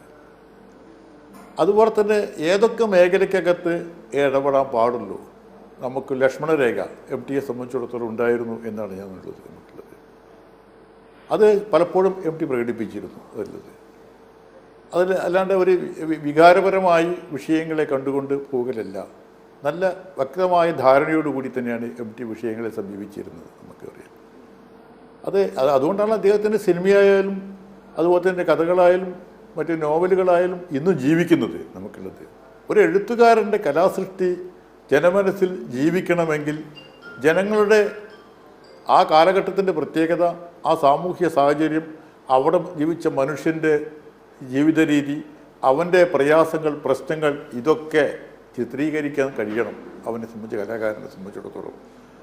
അപ്പോൾ മാത്രമേ ആ സൃഷ്ടി ജീവിക്കുകയുള്ളൂ. അതുകൊണ്ടാണ് എം ടിക്ക് ഇപ്പോഴും എം ടിയുടെ കലാസൃഷ്ടികൾ ഇപ്പോഴും വിറ്റുപോകുന്നത് നമുക്കറിയാം. നിർമ്മാല്യത്തിൻ്റെ പുതിയ കോപ്പി പോകുന്നു, നമ്മൾ പുതിയ പുതിയ നോവലുകളെ മഞ്ഞിനെ സംബന്ധിച്ച് ഇപ്പോഴും എത്ര കോപ്പിയായി കഴിഞ്ഞ് എം ടി ഇറക്കുന്നത്, എത്ര എഡീഷൻ ഇറക്കിക്കൊണ്ടിരിക്കുന്നത്, രണ്ടാം മൂഴത്തെ സംബന്ധിച്ച് എത്ര എഡീഷൻ, അതൊക്കെ അത് മനുഷ്യ മനസ്സിലേക്ക് അത് കടന്നു ചെല്ലുന്നുണ്ട് എം ടിൻ്റെ ഇതിനെ സംബന്ധിച്ചിടത്തോളം. അത് ഇപ്പോഴും. അതുകൊണ്ട് എം ടി എന്നും ജീവിക്കുന്നു പറയുന്നത്. എം ടിനെ സംബന്ധിച്ച് മലയാളിയുള്ള കാലത്തോളം, മലയാളമുള്ള കാലത്തോളം എം ടിയുടെ കലാസൃഷ്ടികൾ എന്നും ജീവിക്കും, സ്വാധീനം ചെലുത്തും, യാതൊരു സംശയമില്ല. അവിടെ ആണ് എനിക്ക് പറയാനുള്ളത്. നമ്മൾ ഈ പുതിയ പല തലമുറയിൽപ്പെട്ട എഴുത്തുകാരും അവരെ സംബന്ധിച്ച് ഞാൻ മറ്റൊരു ഭാഷ ഉപയോഗിക്കുന്നില്ല, പക്ഷേ അവർ പ്രതിബദ്ധത ഈ സമൂഹത്തോടുണ്ട് എന്ന് തെളിയിക്കാൻ കഴിയുന്നില്ല എന്ന ഒരു വിശ്വാസം എന്നെ സംബന്ധിച്ചിടത്തോളം. അതെ, തീർച്ചയായും. അത് പണ്ട് കാലത്ത് തന്നെ അത് അത്തരത്തിലൊരു ചർച്ച ഉണ്ടായതാണ്. കലയ്ക്ക് വേണ്ടിയാണോ, ജീവിതത്തിന് വേണ്ടിയാണോ? അത് കൂടുതൽ അന്വർത്ഥമാക്കിയാണ് ശ്രീ പി നന്ദകുമാർ അടയാളപ്പെടുത്തിയത്. കലയെ സംബന്ധിച്ചിടത്തോളം കലാസൃഷ്ടികൾക്കകത്തുള്ള രൂപഭദ്രതയെ സംബന്ധിച്ച് ചർച്ചയ്ക്കൊക്കെ വന്നിട്ടുള്ള അന്ന് വസ്തുനിഷ്ഠമായ ചില സാഹചര്യങ്ങൾക്ക് അടിസ്ഥാനത്തിൽ അതിനൊക്കെ പലരും മറുപടി പറഞ്ഞതാണ്. അത് പൂർണ്ണമായിട്ടും ശരിയായിരുന്നില്ല എന്നൊക്കെ സൂചിപ്പിച്ചതാണ്. പക്ഷേ അത് വേണം. അതിനെ സംബന്ധിച്ചിടത്തോളം നമുക്ക് ഒരു വാക്കുകളുടെ കൂടിച്ചേരലല്ലോ കവിത. അതിൽ കവിത വേണ്ടേ എന്നെ സംബന്ധിച്ചിടത്തോളം? അതുപോലെ ഒരു കഥ എഴുതി കഴിഞ്ഞാൽ നമുക്കത് വായിക്കണം തോന്നണ്ടേ സംബന്ധിച്ചിടത്തോളം നമുക്കുള്ളത്. ഈ ജന്മമല്ല അടുത്ത ജന്മം പിന്നെ ഒരിക്കലും ഒരു കവിയാവാത്തവരും ഇപ്പോൾ കവിത എഴുതുന്നുണ്ടല്ലോ. അതൊക്കെ വായിക്കാനുള്ള ഗതികേട് നമുക്കൊക്കെ ഉണ്ടാവുന്നുണ്ടല്ലോ. അതല്ല ഞാൻ സൂചിപ്പിച്ചത്. പക്ഷേ അവിടെ മനുഷ്യപക്ഷത്ത് നിന്നുകൊണ്ട് ഈ കലാസൃഷ്ടി അവനെ അവതരിപ്പിക്കാൻ കഴിയണം കലാകാരനെ. അതാണ് ആ മനുഷ്യപത്ത്. അതാണ് ശ്രീ എം എ നിഷാദ്, ഈ ഒരു വെർസട്ടൈൽ ജീനിയസ്, എന്താണ് ഒരു ബഹുമുഖ പ്രതിഭ എന്ന അർത്ഥത്തിൽ അദ്ദേഹം തൊടുന്നതൊക്കെ പൊന്നാക്കുന്നു എന്ന നമ്മുടെ പത്രഭാഷയിലെ ആലങ്കാരികതയ്ക്കപ്പുറം അതിലൊക്കെ ഒരു കണ്ടൻറ്റിൻ്റെ ഡെപ്ത് ഉണ്ടാകണം. അത് ശ്രീ എബ്രഹാം മാത്യു വളരെ മനോഹരമായി അദ്ദേഹത്തിൻ്റെ വരികൾക്കിടയിൽ അത് സൂചിപ്പിച്ചു, അദ്ദേഹത്തിൻ്റെ അനുഭവങ്ങൾക്കിടയിൽ അത് സൂചിപ്പിച്ചു. അപ്പോൾ കാരണം ചലച്ചിത്രകാരൻ എന്ന നിലയിൽ, പത്രാധിപർ എന്ന നിലയിൽ, മാധ്യമപ്രവർത്തകൻ എന്ന നിലയിൽ, ഒപ്പം എഴുത്തുകാരൻ എന്ന നിലയിൽ, പങ്ക്തി കൈകാര്യം ചെയ്യുന്ന ആളെന്ന നിലയിലൊക്കെയും അദ്ദേഹത്തിൻ്റെ പ്രതിഭ, അപ്പോൾ പ്രതിഭ എന്നത് ഒന്നേ ഉള്ളൂ, അത് അദ്ദേഹത്തിലുണ്ട്. അതാണ് പല മുഖത്തിലൂടെ ഇങ്ങനെ പ്രതിഫലിച്ചുകൊണ്ടിരിക്കുന്നത്. അതാണ് ഒരു തീരാ നഷ്ടമായി മാറുന്നത്. ശ്രീ എം എ നിഷാദ് ഒരു സംഘാടകനും കൂടിയായിരുന്നു അദ്ദേഹം. അതെ, സംഘാടകനുമായിരുന്നു. ഒരു സാഹിത്യ സംഘാടകൻ. സാംസ്കാരിക മേഖലയ്ക്കകത്തുള്ള യുവത്വത്തിന്റെ സംഘാടകൻ കൂടിയായിരുന്നു അദ്ദേഹം. യൗവനത്തെ ഇത്രയും ഭംഗിയായി യൗവനത്തെ ശ്രീ എം എ നിഷാദ് തുടരും. യുവത്വത്തിൻ്റെ കൾട്ടായിരുന്നു എം ടി വാസുദേവൻ നായർ. യൗവനത്തെ ഇത്രയും ഭംഗിയായി അവതരിപ്പിച്ച മറ്റൊരു കഥാകാരനില്ലായിരുന്നു എന്നുള്ളതാണ് സത്യം. M T Vasudevan, M T എന്ന ഇംഗ്ലീഷിലെ 2 അക്ഷരങ്ങൾ മലയാളികളുടെ ഹൃദയമെടുപ്പാകാൻ പോകുന്നത് ഇനിയുള്ള കാലത്തായിരിക്കും. കാര്യം എം ടി വാസുദേവൻ നായർ ഒരു വികാരമായിരുന്നു. ഇത്രമേൽ മലയാളികളുടെ മനസ്സിനെ മതിച്ച ഒരു എഴുത്തുകാരനില്ലായിരുന്നു എന്നുള്ളതാണ് സത്യം. സിനിമയിലേക്ക് വരികയാണെങ്കിൽ കച്ചവട സിനിമയും കലാമൂല്യമുള്ള സിനിമകളുടെയും ഇടയിലുള്ള അന്തരം നേർത്തതാക്കിയത് MDN രചനകളിലൂടെയായിരുന്നു എന്നുള്ളതാണ് വസ്തുത. അദ്ദേഹം ചെയ്തിട്ടുള്ള എല്ലാ സിനിമകളും മലയാളി നെഞ്ചോട് ചേർക്കുന്നതിൻ്റെ കാരണവും അതുതന്നെയാണ്. ഈ ചർച്ച തുടങ്ങുമ്പോൾ തന്നെ ഞാൻ പറഞ്ഞിരുന്നു, അദ്ദേഹം പ്രതിഭ, ഒരു സൂപ്പർ സ്റ്റാർ ആയിരുന്നു എന്നുള്ളതാണ്. തീർച്ചയായും അദ്ദേഹത്തിൻ്റെ കഥ കിട്ടാൻ, അദ്ദേഹത്തിൻ്റെ തിരക്കഥ കിട്ടാൻ വേണ്ടി എത്രയോ പേര് അലയുന്നുണ്ടായിരുന്നു. മഹാനായ കേരളത്തിലെ എത്രയോ വലിയ സംവിധായകർ.